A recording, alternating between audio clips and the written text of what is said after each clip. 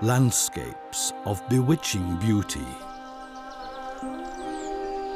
Unique, species-rich, exemplary.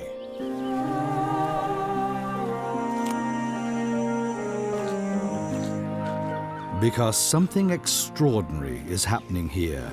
These natural habitats remain intact only because humans use and shape them.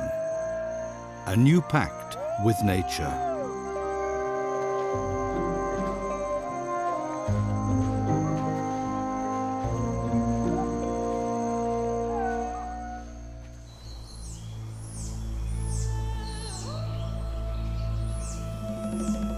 Where sky, mountains, clouds, and forest become one, life flourishes.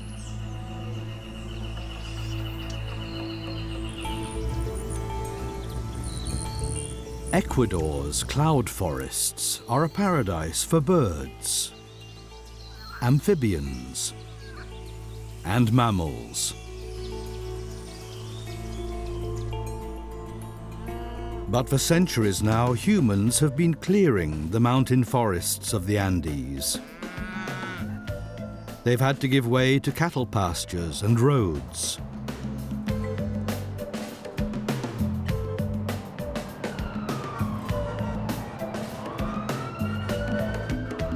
Ecuador's population is growing year by year and pushing nature further and further back.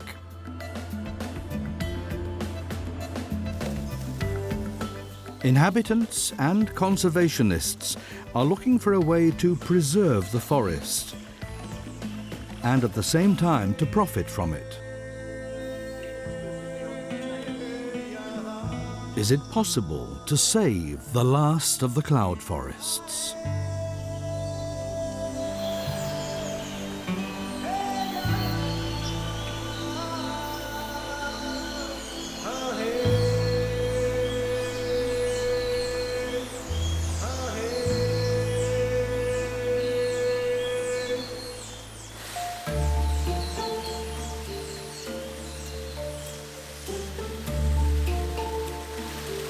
There's water here in abundance.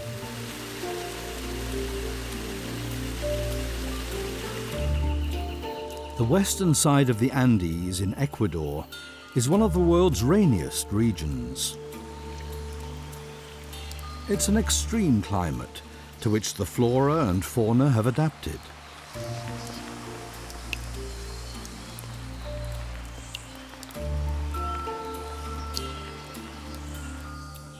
Hundreds of tree varieties compete for space on the steep slopes.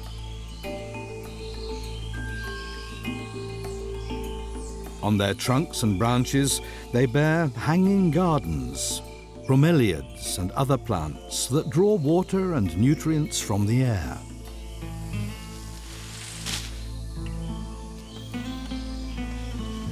The plant world is a feast laid out for countless animals. Capuchin monkeys tuck into leaves and fruit.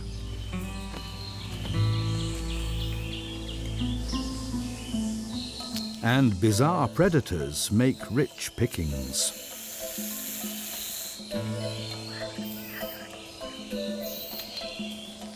Whether centipedes, frogs, or birds, hardly any habitat feeds such a variety of species as the primeval forests of the Andes. There's many a small paradise, usually enveloped in mist.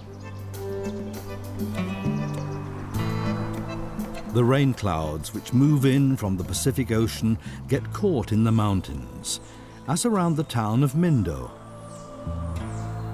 The hills here are still green and full of trees. In Ecuador, that's the exception.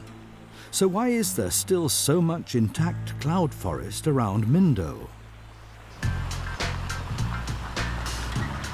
Mindo's natural world attracts a very special species. Tourists looking for jungle adventures. The local inhabitants have grasped this as an opportunity.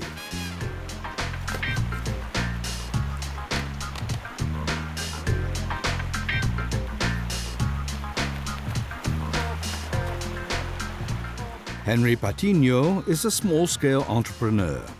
He owns a simple lodging house in the town. He offers his guests a very special thrill.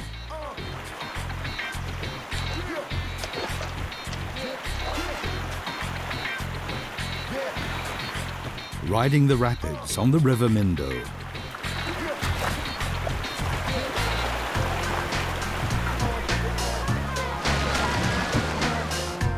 It's not only Henry Patiño who benefits from the tourists, but his crew as well. Youngsters from the village earn themselves a little when they accompany the visitors safely down the river.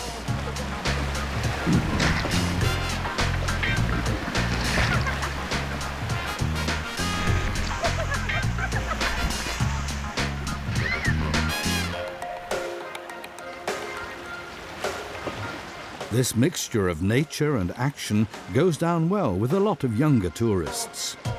Mindo long since stopped being a sleepy Andean village.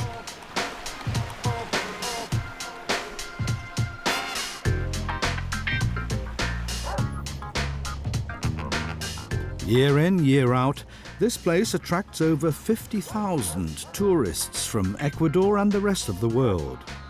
In recent years, it's grown from a village into a small town.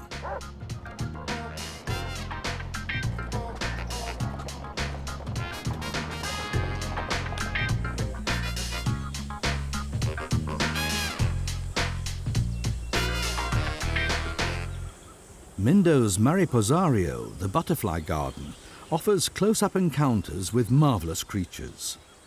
The staff here breed 25 varieties of butterfly, including the most colourful and shimmering species of this region. From caterpillar to butterfly, tourists can experience the fluttering diversity of the tropical beauties. No me los cojas. La práctica.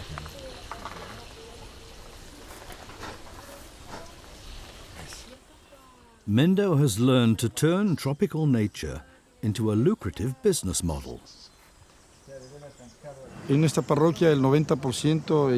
community, 90% of the people live from tourism. Directly or indirectly, it's an important economic factor. Shops, restaurants, hotels, and the nature guides. It's all very positive for us. Many tourists come here above all for our world-famous Mindo Forest Reserve. This community has been protecting its cloud forest on its own initiative for over 30 years and making a good living from it. That makes Mindo a trailblazer in Ecuador. The great variety of plant life attracts flying gemstones. Hummingbirds are truly airborne acrobats. They hover like mini helicopters. They're the only birds who can even fly backwards.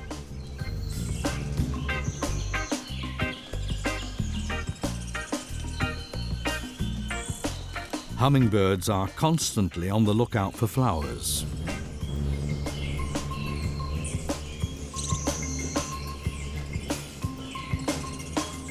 That's where the birds tank up on their fuel, sweet nectar.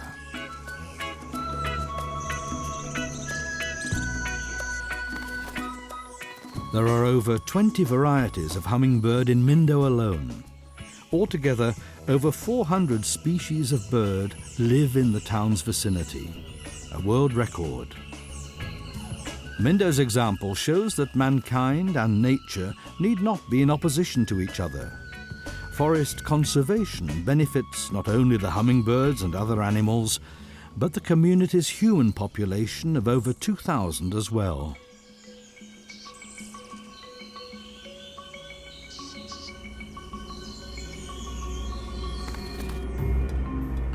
But what functions so well in Mindo is the exception. Elsewhere, things usually look different. Nearly everywhere in Ecuador, the forests are being cleared for agriculture. The trees have to make way for fields and pasture land. Over 90% of the cloud forests have already been destroyed in this way.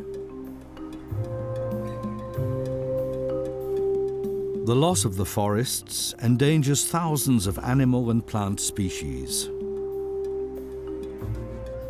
And the soil is getting washed away.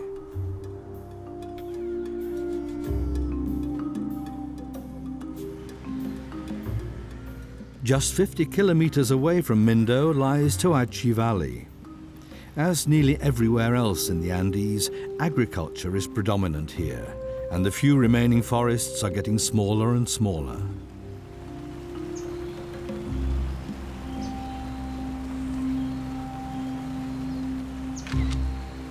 When the Italian Giovanni Onora first visited the valley over 30 years ago, this was all untouched forest full of animals. At the time, Onora was a professor of biology in Ecuador's capital, Quito, and he fell in love at first sight with Toachi Valley. Hace mucho tiempo, 1980. It's a long time ago, back in 1980, that I came upon virtually intact jungle here, my paradise. One day, a friend came to visit, a beekeeper. He wanted to see the forest, so off we went and marveled at the birds, the orchids and the butterflies. Then suddenly, we heard a chainsaw. Someone was felling trees. My friend asked, why are they cutting them down? The answer is, poor people fell the trees to survive, to make way for pastures for cattle. And what can be done about it? Nothing. Nada. But nevertheless, Onora was determined to do something. Apart from being a biologist, the Italian is also a Catholic churchman. As a monk and missionary, he keeps coming back to the region. He's fully aware that the people on the land need to make a living. Most of the people who live in the valley are farmers. Many of them see land on which trees are growing, with no cattle grazing, as worthless. Giovanni Onora wants to help them find a way out of the dilemma. Can agriculture and nature exist side by side in the Toachi Valley region?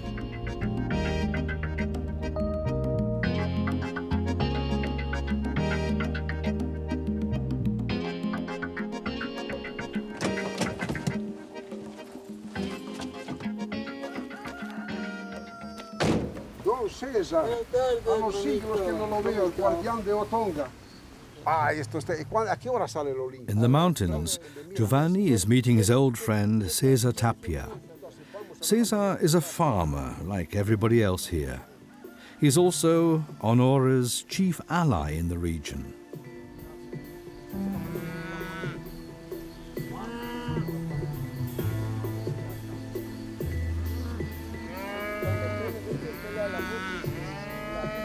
At one time, César also cut down more and more trees for more and more pasturage.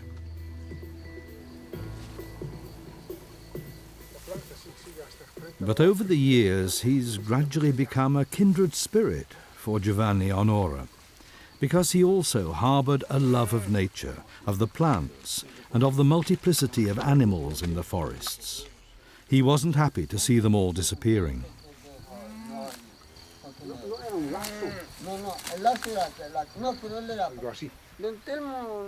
The two friends made a pact. The missionary supported César and his family and arranged for the education of his 9 children. In return, César promised to help Giovanni. Together they wanted to save the forest, or what was left of it. But would it be possible to recruit other local farmers for their dream?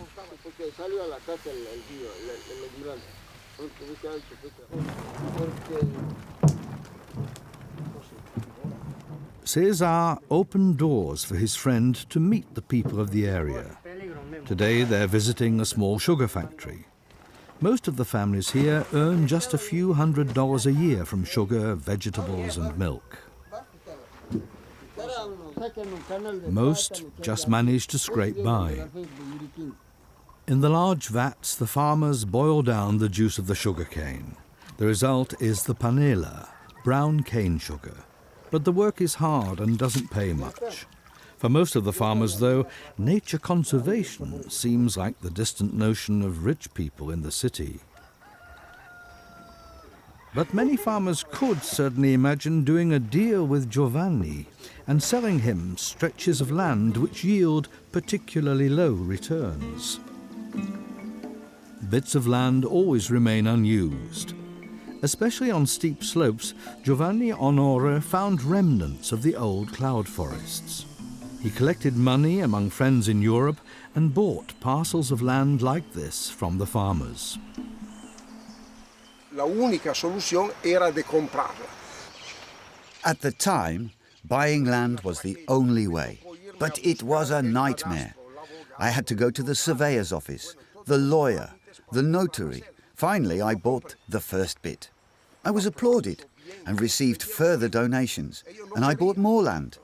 Again, I had the runaround with the authorities, all the red tape and bureaucracy. Otro pedazo de selva, otra vez el notario, el cadastro, el abogado, todos los trámites burocráticos. And that's how it went on and on. The forest grew and grew, and in the end, I fell in love with it. Me enamoré de la selva. Piece by piece, Giovanni Onora managed over decades to put together a private conservation area. More than 1,500 hectares of land for leafcutter ants and many other species. The biologist named his forest the Otonga Reserve, after a giant earthworm that lives here. A foundation of the same name became the official owner of the reserve. Giovanni made Cesar his administrator. Don Cesar now oversees and protects this natural paradise. He plants trees on the purchased pasturage. He lays down paths, thereby opening up the forest for biologist Giovanni Onora.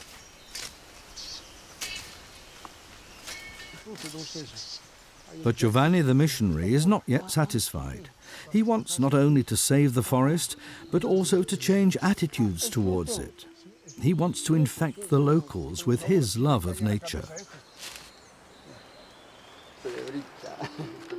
Snakes are not necessarily dangerous, because not every species is poisonous. But that's never interested many local inhabitants, who just killed every snake that crossed their path. Escamas grandes y tiene ojos con pupila redonda, entonces no es venenosa. This one is not poisonous. It's completely harmless. You can't even really bite. Its teeth are tiny. But he didn't just want people to look after snakes, but to stop hunting in the protected forest. That wasn't easy for me. The people were used to hunting wild boar, birds and armadillos, and now they were expected to give it up. You're a nasty person, they told me. It wasn't nastiness, but love of nature that motivated Cesar and Giovanni. But that didn't really convince the locals. Many of them couldn't see what use the reserve was to them. However fascinated the two were by the remarkable way in which many species had adapted to the rainforest, they had to think up a new plan for the locals. The conservation project had to be good, not only for the wildlife, but for the people in the Toachi Valley as well.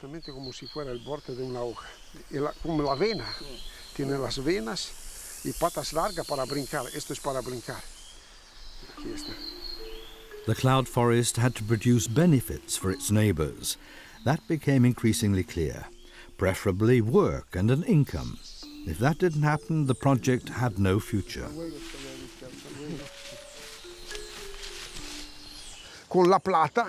You can buy anything with money, that's easy. But changing people's hearts is the hardest thing of all.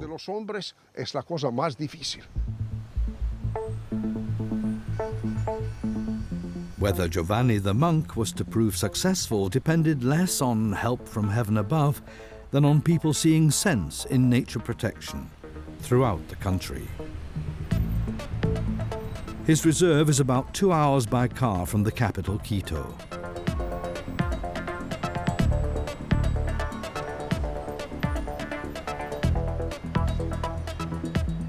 Here too, where now the world's highest lying capital is expanding, used to be dense cloud forest.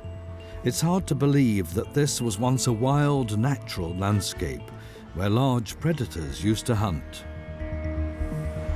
But this is still the case right on Quito's doorstep.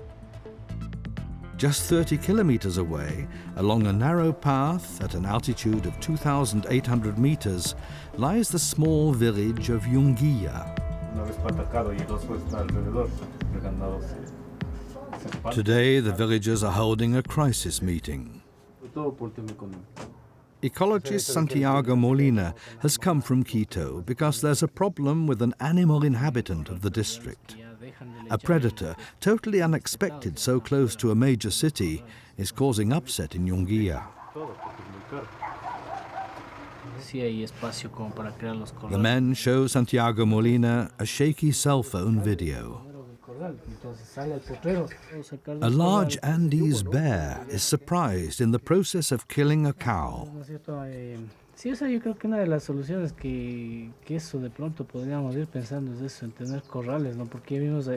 An unpleasant surprise for Santiago Molina, because the predator is an old acquaintance, a bear called Jumbo.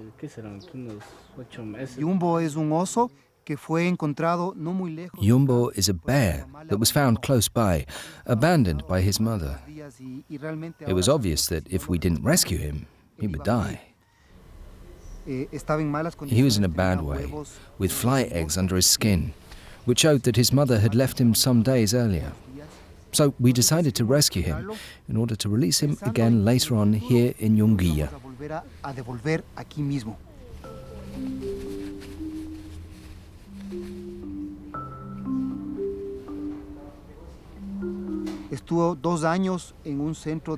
He stayed in a nursery for 2 years. And in 2015, we took him back to the place where we found him. He's the first bear to be successfully released back into the wild in Ecuador. Jumbo's return to Yunguilla was a media event locally. It took a lot of manpower to lift the by then fully grown bear into a large wooden crate. Jumbo's last stage in captivity.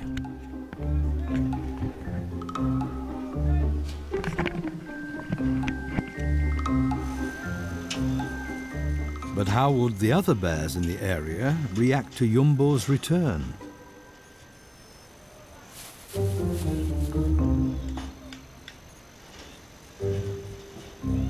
In this case, the other bears accepted him because he was family. Oh, I know you. So for 2 years, everything went well. Jumbo survived, together with the other bears. But then, 4 months ago, he found a dead cow nearby.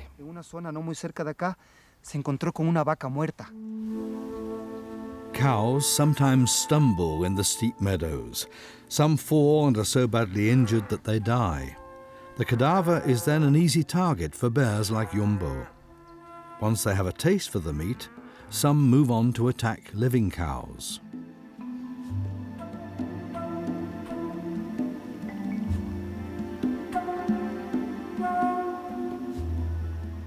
Understandably, that doesn't please the Yunguilla farmers. But in the meantime, the villagers have come to see that they too can profit from the bears.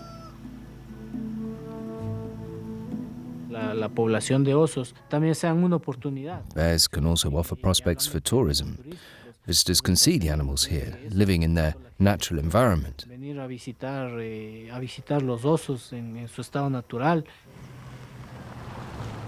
To go bear watching, people need to know how many bears there are and where they are most likely to be found. So again and again, Molina joins guides from Yunguilla on short expeditions. ¿Cómo te va? ¿Cómo te va? Ya, súbete.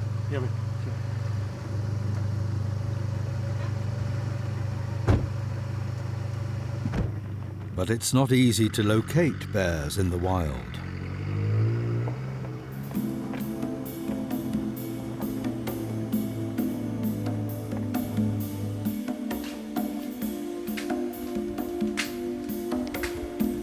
The search takes Molina and his guide Edison deeper and deeper into the forest.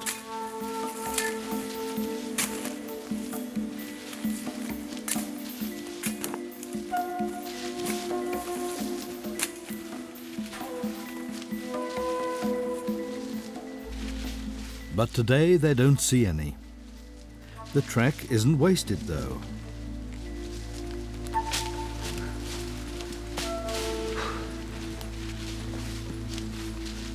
Modern technology comes to the rescue. Molina and Edison have laid automatic photo and film traps everywhere. They're triggered by the smallest movement.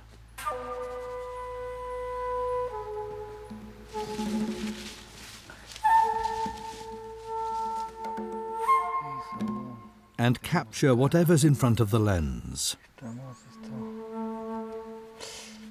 There are a lot of deer around Yunguilla, and even pumas. Again and again, the cameras capture Andes bears as well. Because of their distinctive marking, they're also known as spectacled bears.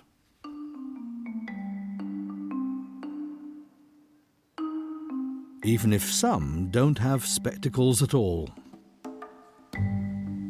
Small predatory cats also appear in front of the camera, ocelots.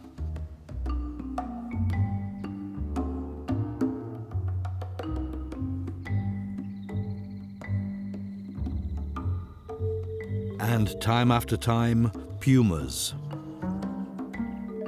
It was a surprise for the biologists just how many large predators go hunting so close to humans. The conservationists attract the animals to their camera traps with a vanilla scent. Some bears love the perfume so much that they can't get enough of the bait. The biologists were able to identify over 60 bears. For us scientists, and also for the people of Yunguilla, it's good to know that we have bears here. It's an attraction that helps people get to know the area and the forest.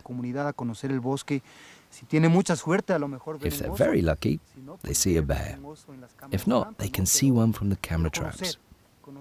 The spectacled bear is the only bear in South America. Everybody would be happy to see an Andes bear, or at least to be there, where the bears live.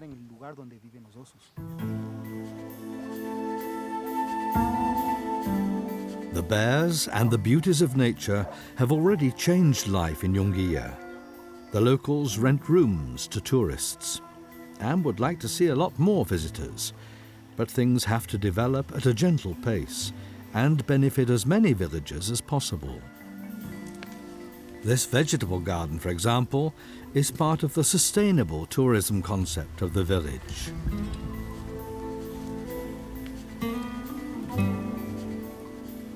Carrots and other vegetables are processed on the spot. In the new restaurant that all the villagers have built together. The number of tourists coming to Yunguilla is still manageable.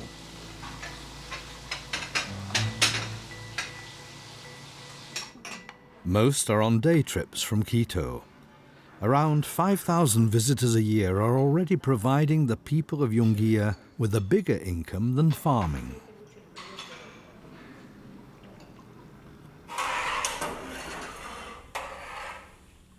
Young women from the community use the milk from the cows to make queso de Yunguilla.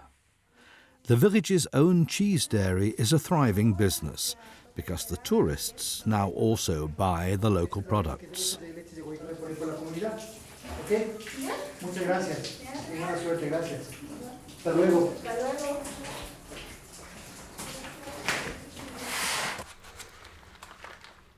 The locals keep coming up with new ideas. Some of the women process mini papayas and other fruit into jam.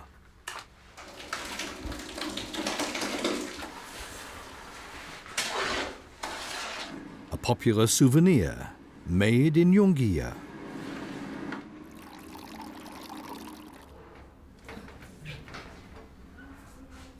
Ya es listo.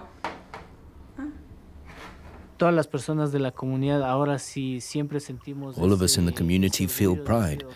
When someone asks, "Where are you from?" we reply, "I live in Yunguilla, where we conduct village tourism, where we protect nature, and where we improve people's quality of life." That's why I believe everyone who lives here in Yunguilla and works on the project is very proud of what we're doing here.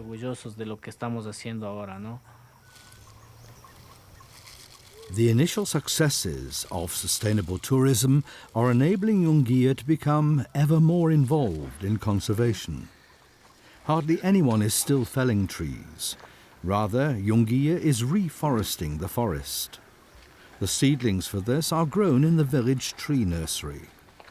Santiago Molina is happy to get hands-on when plants are involved. It's the community that's important for most of the locals, so there's never a shortage of helping hands.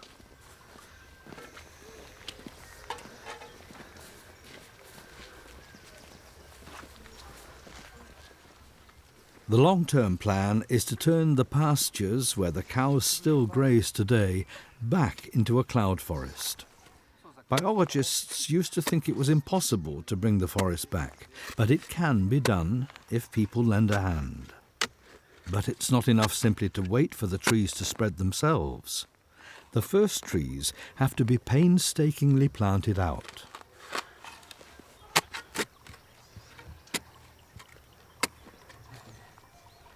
It's exclusively indigenous species that get this start-up support.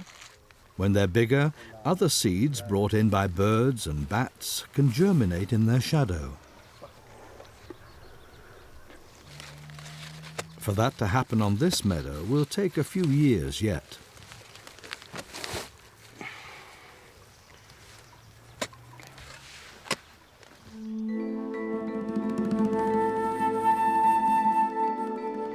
In the last 20 years, Yunguilla has reforested 3,000 hectares of land.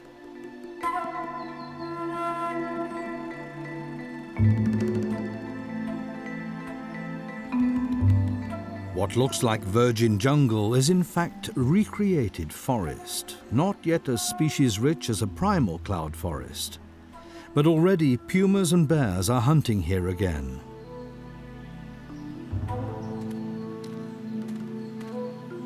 Santiago Molina is pleased with developments to date. His dream is that other communities will follow Yunguilla's example, so that isolated areas of forest will grow together again into a large-scale habitat for the bears.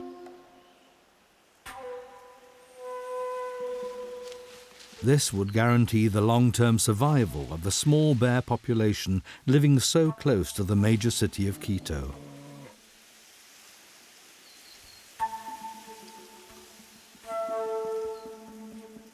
When the fruits of a species of wild avocado ripen, it's the best time for biologists and tourists to observe Andes bears in the wild. They climb the trees to get to the small avocados.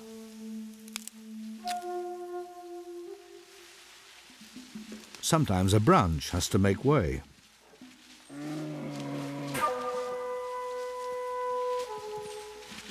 And then the feast is there for the taking.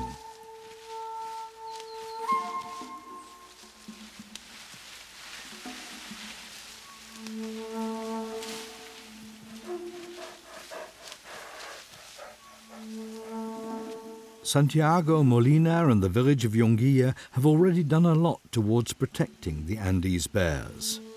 But there are other animals which people can't help on their own.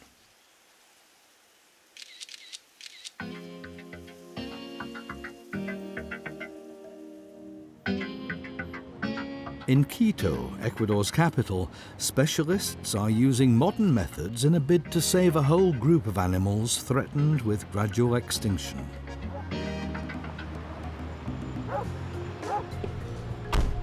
Morley Reed from Britain is an expert on lizards, snakes, newts and frogs. He's returning today from an expedition to remote cloud forests. He'll be presenting his findings to the director of the Rambatu Frog Research Center.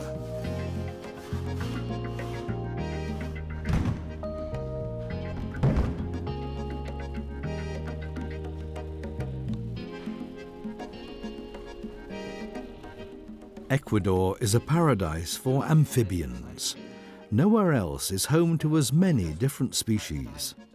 But this diversity is under threat. Walking very slowly up the river.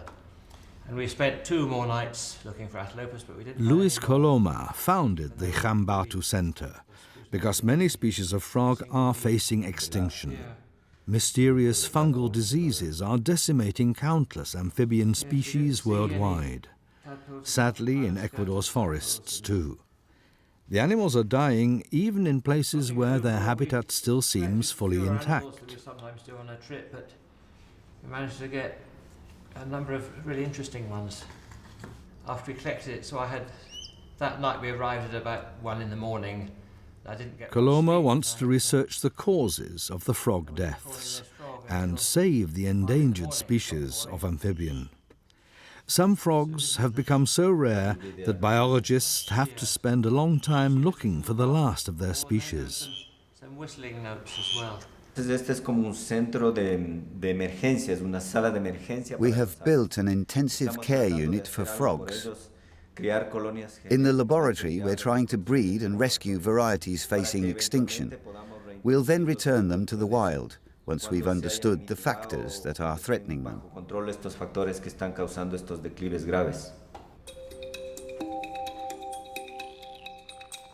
With his research center, Luis Coloma has created a Noah's Ark for some of the rarest and most beautiful of Ecuador's frogs.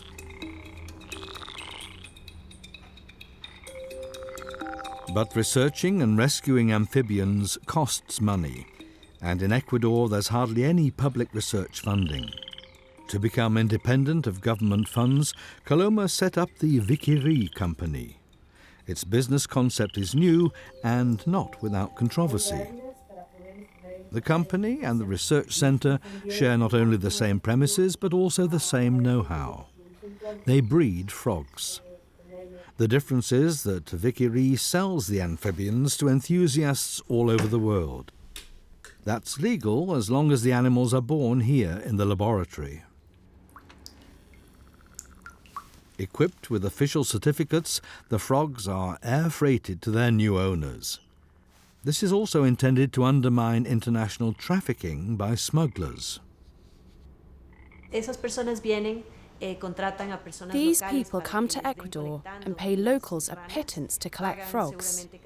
Then they smuggle the animals in their luggage to supply the international market. This further decimates the populations, and not a penny stays in Ecuador. All the money flows to Europe and other markets abroad. Todo ese dinero se queda en los mercados europeos e internacionales, ¿no? So the firm is dealing in frogs in order to protect frogs. This works because affluent frog fans pay up to €600 for rare amphibians. It can take years to breed a species successfully. That makes the animals relatively expensive.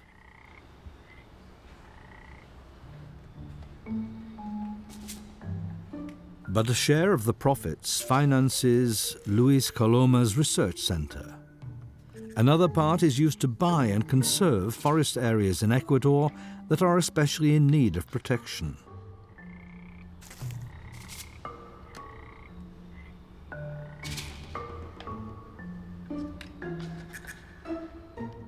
The trade in frogs also supports the work of biologist and monk Giovanni Onora.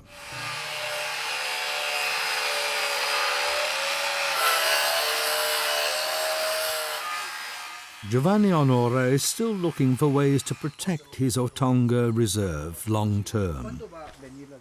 But the people of the region also need to profit from his cloud forest. So Giovanni is counting on paying guests. Helped by Italo, the son of his administrator Cesar, he's building a small guest house. Giovanni employs only local workers. He has a very special clientele in mind for his guest house.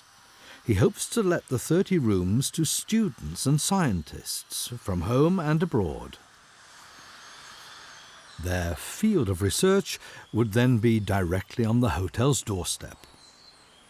The hotel and its guests will yield enough to safeguard the forest. We need a watchman, someone to keep the paths open, someone to make sure the trees aren't felled, someone to receive the guests. That creates jobs and at the same time produces a profit to conserve the jungle.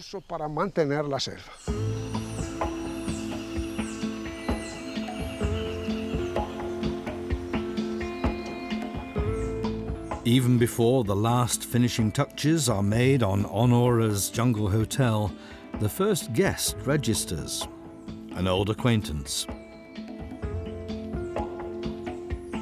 Morley Reed of the Chambatu Frog Centre is visiting the reserve on one of his expeditions.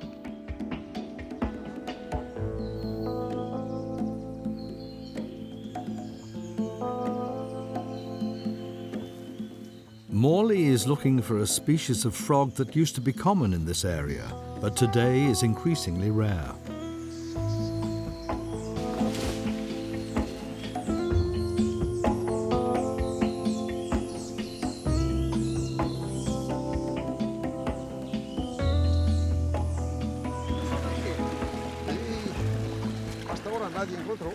The best chances of encountering this very special animal are along small streams where it's very wet.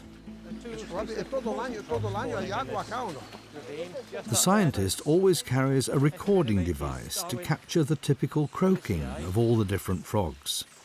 A song which the biologist doesn't recognize would indicate a new species still undescribed. Until it's dark and the objects of study become active, the small group of researchers presses on into the forest. On the way, the three of them make further discoveries. Morley has already noted over 200 species of snake. In the whole of Europe, there are just 50 species.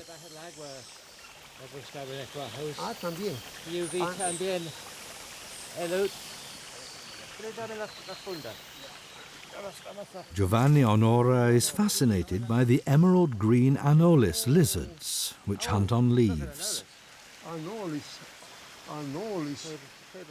How angry it is. Está jugando.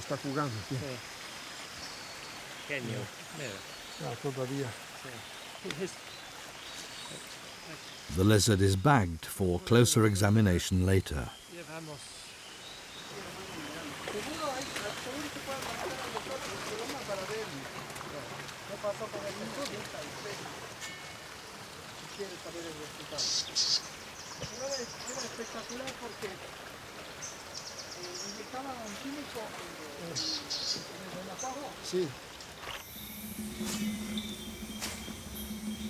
As darkness falls, the frog concert begins. Morley is keyed up about finding what he's looking for.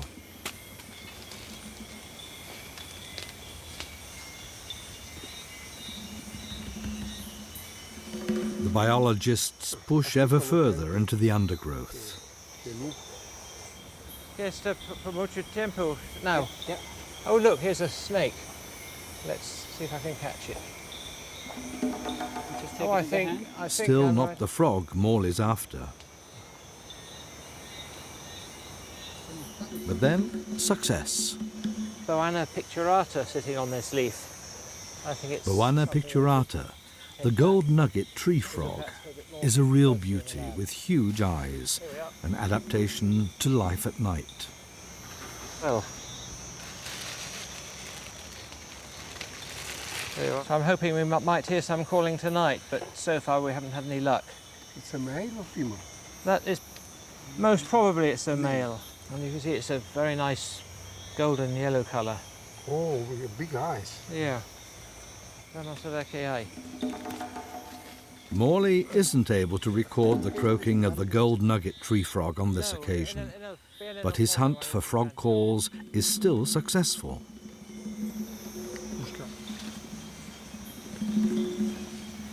Yeah. I think it was just over there.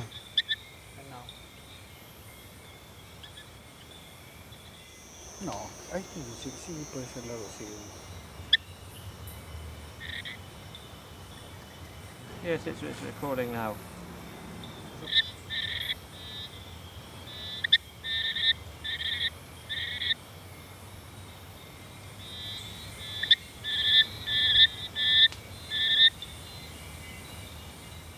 Male frogs croak in order to attract females willing to mate.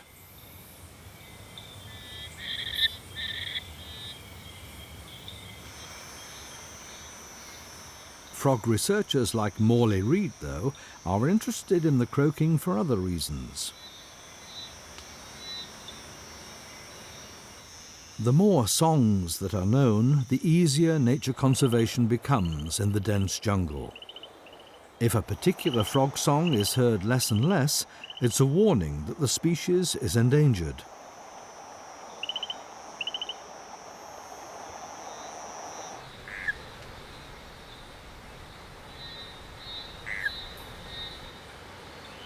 At worst, like so many others, it can die out altogether. Después de casi 30 minutos ya estaba bien ya, pero le di la bilis de las... Oh, mira. Mira, don César, qué bellezas. Qué belleza. Aquí estamos en el paraíso. Giovanni Onora uses the night for his own scientific research. His speciality is insects.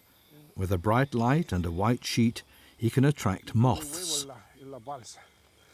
Mira las ciclocéfalas. Mira, una acá, una allá, que tiene ojos. Ah, las...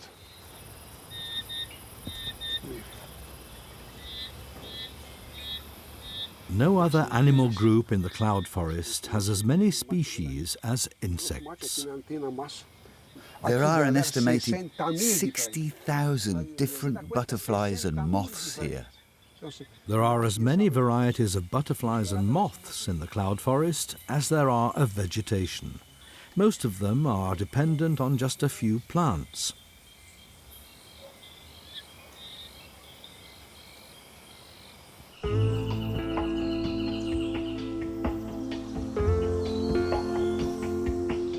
A healthy cloud forest, though, doesn't benefit just the insects, but the humans living nearby as well. The trees capture the water out of the clouds and purify it.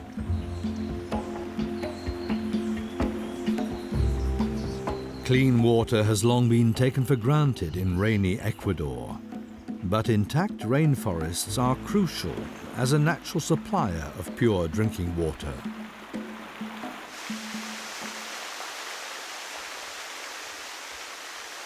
La naturaleza tiene un precio. Ahora empiezan. Nature has its own value.